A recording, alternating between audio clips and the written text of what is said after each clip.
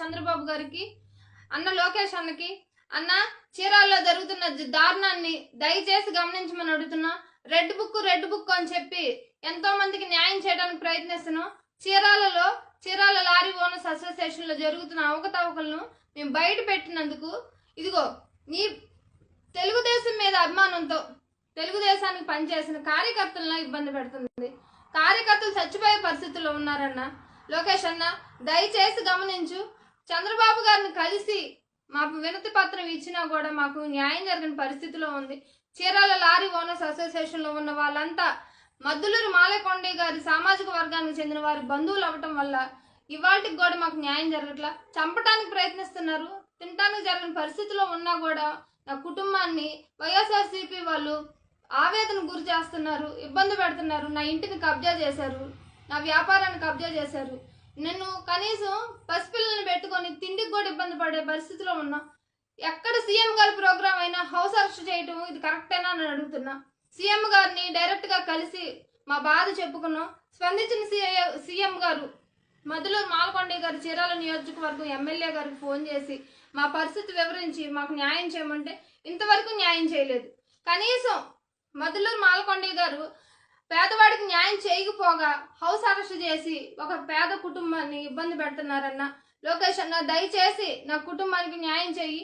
నీ దగ్గరకు కూడా నారా లోకేష్ గారి దగ్గరకు కూడా ప్రజా దర్బార్లో 3 సార్లు మేము అర్జీ ఇచ్చున్నాం.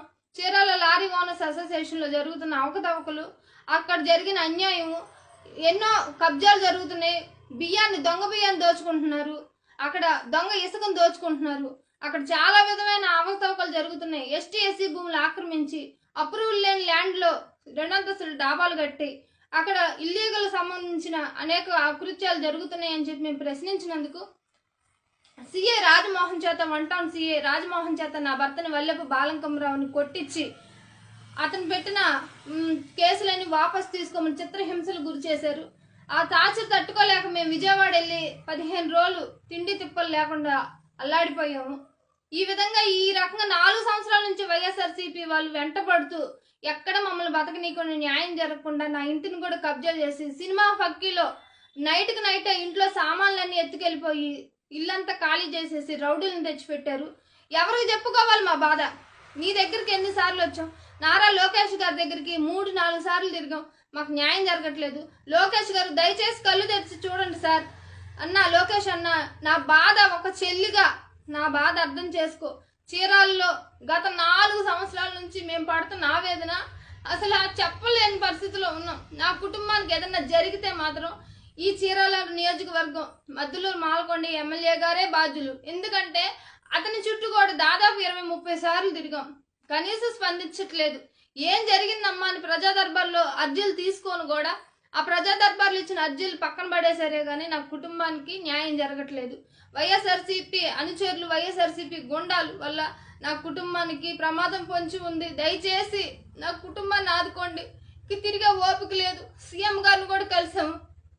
దయచేసి నా కుటుంబాన్ని ఆదుకో నారా లోకేష్ అన్న. నా కుటుంబానికి న్యాయం చేయి. ఈ విధంగా ఫోటోలు వీడియోలు ఉన్నా కూడా నా కుటుంబాన్ని చంపడానికి ప్రయత్నిస్తున్నా. దానుకొని బతుకుతున్నా. చీరాల లారీ ఓనర్స్ అసోసియేషన్ మీద పూర్తి విచారణ జరిపించి నా కుటుంబానికి న్యాయం చేయమని నారా లోకేష్ నన్ను చేతులెత్తి దండం పెట్టుకుంటున్నానన్న. దయచేసి నా కుటుంబానికి న్యాయం చేయన్న. ఈ వీడియో నీ వరకు చేరితే మాత్రం సీఎం నారా చంద్రబాబు గారి దృష్టికి చేరే వరకు దయచేసి ఈ వీడియోని అందరూ షేర్ చేయాలని కోరుకుంటున్నా. లోకేష్ అన్నకు మాత్రమే నా బాధ చెప్పుకోవాలనుకుంటున్నా. ఎందుకంటే ఎక్కడో దూరదేశంలో ఉన్న వ్యక్తులను కూడా ఆదరిస్తున్నాను. లోకేష్ అన్నకి నా బాధ తెలియాలి. నా కుటుంబానికి జరుగుతున్న అన్యాయం తెలియాలి. నడి రోడ్డు మీద పసిపిల్లని పెట్టుకొని ఎన్నో విధాలుగా ఇబ్బంది పడుతున్నాం. ఎంత న్యాయ పోరాటం చేస్తున్నా మమ్మల్ని హౌస్ అరెస్ట్ చేయటం, మా మీద ఎస్సీ ఎస్టీ కేసులు పెట్టడం, నా కుటుంబానికి కావాలని నరక యాతన పెట్టడం, ఒక సామాన్య కుటుంబం తట్టుకోలేని స్థితిలో బాధలు పెడుతున్నారు. ఇక్కడ పోలీసు వారు లంచాలు కమ్ముడుపోతున్నారు.